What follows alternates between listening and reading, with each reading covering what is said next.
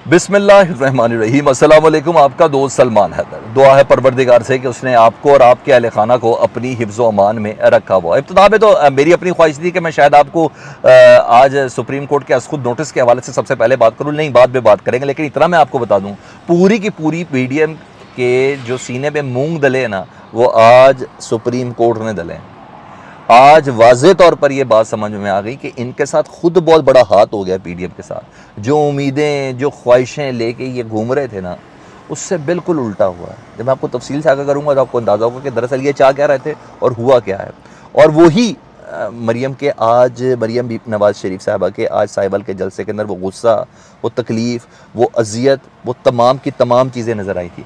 वो मरियम बीवी जो सरगोदा के जलसे में ये कह रही थी ना कि अदलिया ये कह रही है कि नवाज शरीफ का कद बहुत बढ़ गया है, उसको कट टू साइज़ किया जाए। उसी अदलिया ने कहा कि नहीं, हम उस 9 रुकनी बेंच जिसको आप फुल कोर्ट करना चाह रहे हैं उसको हम कट टू साइज़ कर देते हैं। जी हाँ, उसकी डिटेल बताओ तो पहले ज़रा मरियम बीबी के उस साहिवाल के उस खिताब से मुतल्लिक ज़रूर बताएं। आज फिर उन्होंने अदलिया पे हमला किया और बड़ा तगड़ा ठीक ठाक उन्होंने अदलिया के ऊपर हमला किया जी मरियम बीबी ने, और कुछ कंडीशंस रखी जो किसी पार्टी के चीफ ऑर्गेनाइज़र को सूट नहीं करती। झुंझलाहट थी, घबराहट थी, बाकायदा तौर पर वो जो ताने तिशने कोसने वो तो सब चल ही रहा था ना, वो सब चल रहा था। जिस तरह सोशल मीडिया पे उनको एक ऐसा स्टाफ अफसर मिल गया हुआ है जो इतनी इंटेलेक्चुअल गुफ्तगू करता है कि आम पाकिस्तानी को समझ नहीं आती ना, इसी तरह मेरा ख्याल है इधर का भी मुशीर ऐसा मिल गया कि वो नहीं बता पा रहा, वो बता नहीं पा रहा भाई बयानिया लॉन्च कैसे करना है, उसको रगड़ना कैसा है उस बयानिए को, और फिर घोटना कैसे, और घोटने के बाद आवाम को पिलाना कैसे है, वो इनको समझ नहीं आ रही। बहरहाल मरियम बीबी ने आज अदलिया पे तगड़ा हमला करते हुए ना उन्होंने बाकायदा तौर पर कंडीशंस रखी हैं। उन्होंने कहा नवाज शरीफ के केस ख़त्म करो और इमरान खान को फ़ौरन जेल भेजो, और बार बार चीख चीख के गला फाड़ के रही पनामा बेंच के लोगों, पनामा बेंच के जजों, जवाब दो जवाब दो जवाब दो। मुझे ऐसा लगा शायद उनको अगला जुमला भूल गया, लेकिन बहरहाल वो इस तरह बार बार जवाब मांग रही थी कि जैसे उनको जवाब मिल जाना कोई। तो पनामा बेंच बनाने वाले जनरल फैज़ जवाब दो, इस तरह बातें कर रही थी। लेकिन जो चीज़ें बहुत मानी खेज थी जिस पे हमें बात करनी है, वो बात ये कि उन्होंने कहा इलेक्शन होगा, ज़रूरी होगा और इसी साल होगा, लेकिन कंडीशन दी है। उन्हें कहा इलेक्शन तब होगा जब पहले नवाज शरीफ की सज़ाएं माफ़ होंगी। बीबी आप कौन होती हैं ये कहने वाली कि नवाज शरीफ की सज़ाएं माफ़ होंगी तो इलेक्शन होगा? हाँ, आपके उस पोडियम के पास वो राना सनाउल्लाह साहब ज़रूर थे जिसको आपने पूरी मुस्लिम लीग नून समझा हुआ है। हाँ, पाकिस्तान के वज़ीर दाखिला तो वो हैं ही हैं। तो आप किस कैपेसिटी में ये ऐलान कर रही हैं कि नवाज शरीफ साहब की सज़ाएँ माफ़ करोगे तो इलेक्शन होंगे? अच्छा, एक चीज़। दूसरा, नवाज शरीफ को जो अलकाबात अदलिया ने दिए थे, वो सिसिलियन माफिया, वो गॉड फादर, वो सारा चीज़ें जो थी ना, पैब्लो एस्कोबार को नहीं, इस टाइप की नहीं, सिसिलियन माफिया टाइप की जो दी थी, वो सारे अलकाबात अब वापस ले लें तो फिर इलेक्शन होंगे। और तीसरी उनकी दिली ख्वाहिश एक और कि इमरान खान को सजाएं दो, उसके बाद इलेक्शन होंगे। अरे भाई, ये सारी की सारी आपकी ज़ात या आपके ख़ानदान के गिर्द गर्दिश करने वाली ख्वाहिशें हैं। नवाज शरीफ आपका बाप है, उसके केसेस ख़त्म कराने इसलिए इलेक्शन कराएंगे, ये कैसे हो सकता है? वो आपके वालिद हैं। नवाज शरीफ और उनके ख़ानदान को सिसिलियन माफिया कहा गया, वो अल्फाज वापस लेंगे फिर इलेक्शन कराएंगे। भाई, वो आपका ख़ानदान है। इमरान खान आपके ख़ानदान पे चढ़ दौड़ा था, इसलिए इमरान खान को सजाएं देनी है ताकि लेवल प्लेइंग फील्ड हो, आप उसका मुकाबला नहीं कर सकते। ये भी आपकी ज़ाती ख्वाहिश है, आपकी पार्टी के लिए ख्वाहिश है। पाकिस्तान किधर है? मुझे पता है पाकिस्तान की फलाह के लिए आपने क्या पैगाम दिया। आपने कौन सी, आप अपने चचा की गवर्नमेंट तक तो आप एक्सेप्ट करती नहीं है, तो आप किस कैपेसिटी में ये मुतालबा करिए। मैं वो भी आपको बता दूं किस कैपेसिटी में मुतालबा कर रही हैं जी। वो कह रही है तराजू को बराबर करेंगे तब जाके इलेक्शन होंगे। अच्छा जी, आज फिर बोली।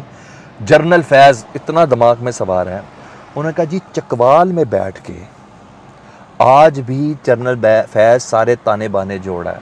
वैसे तुफ है आपकी इस गवर्नमेंट के ऊपर कि एक रिटायर जनरल चकवाल में बैठ के आपकी पार्टी और आपकी इस गवर्नमेंट के ताने बाने जोड़ रहा है।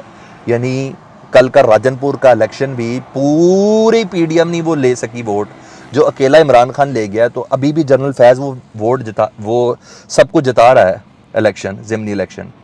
तो मुझे ये बताने, गवर्नमेंट आपके पास, GHQ आपके पास, आर्मी चीफ आपके पास, DG ISI आपके पास, रोज़ आपके चचा मुलाकातें आर्मी चीफ से कर रहे हैं, ISI चीफ से कर रहे हैं, सिक्योरिटी कमेटी के इजलास आप बुलवा रही हैं, इन तमाम की मौजूदगी में आपसे एक general Faiz, retired general Faiz, वही काबू नहीं आ रहा, क्योंकि उसके लिए अभी तक आपको किसी ने शटअप कॉल नहीं दी है।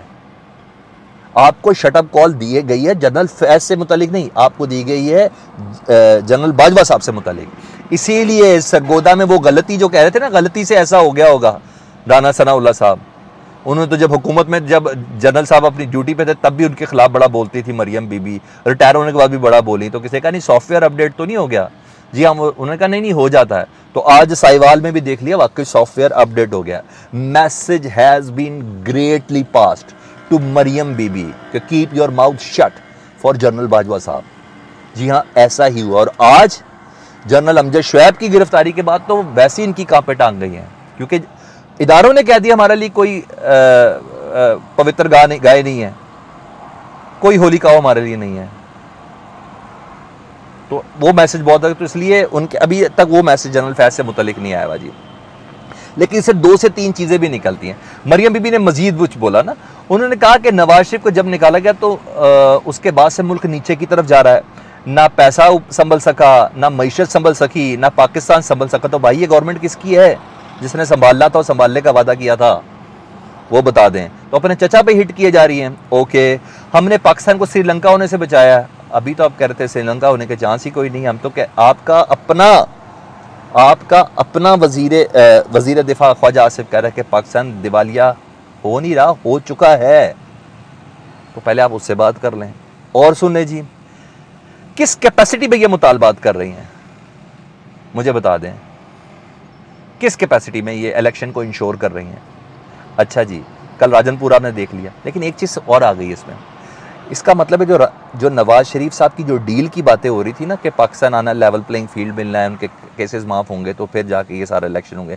इसका मतलब है अगर साइयों ने ना, तगड़े साइयों ने वो डील वाली बात ना इनके मुंह पे मार दी, वो बेल मुंडेर नहीं चढ़ सकी, जिसकी बिना पर अब ये पब्लिक फोरम पर अदलिया पे प्रेशर डालने की कोशिश कर रही है कि भाई नवाज शरीफ के केसेस ख़त्म करो, सिसिलियन माफिया वाले वो डायलॉग्स ख़त्म करो जो तुमने हमारे फैमिली के मुतालिक बोले थे, इसलिए करें। ये वही झुंझलाट है जो मैं जिससे मुतालिक आपको बता रहा हूँ, ये जो है।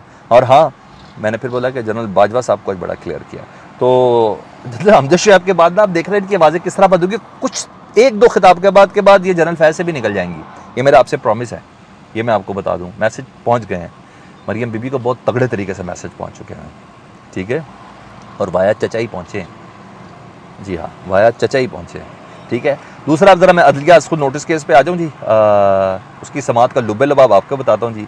कल शाम तक वैसे ही समात मुकम्मल हो जानी है, अदलिया ने इस चीज़ का इशारा दिया, मगर PDM के साथ अच्छा खासा तगड़ा हाथ हुआ है जी।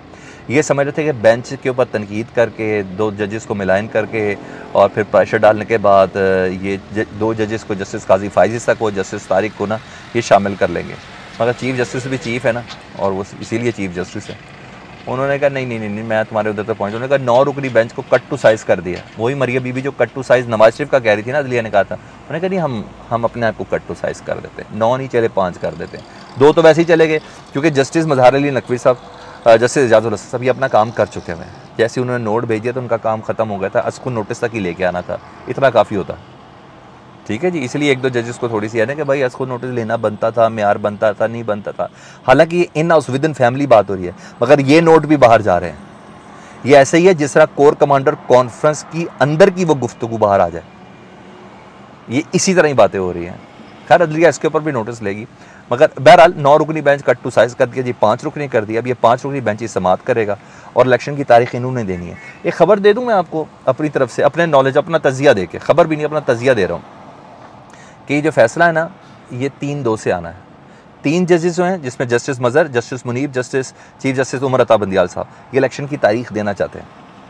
और जबकि 2 जजेस, जस्टिस मंसूर अली शाह, जस्टिस जमाल मंदुखैन, ये एतराज़ कर रहे हैं, मगर अक्सरियत का फैसला माना जाना है और ये फैसला यही होना है कि इलेक्शन की तारीख मिल जानी है।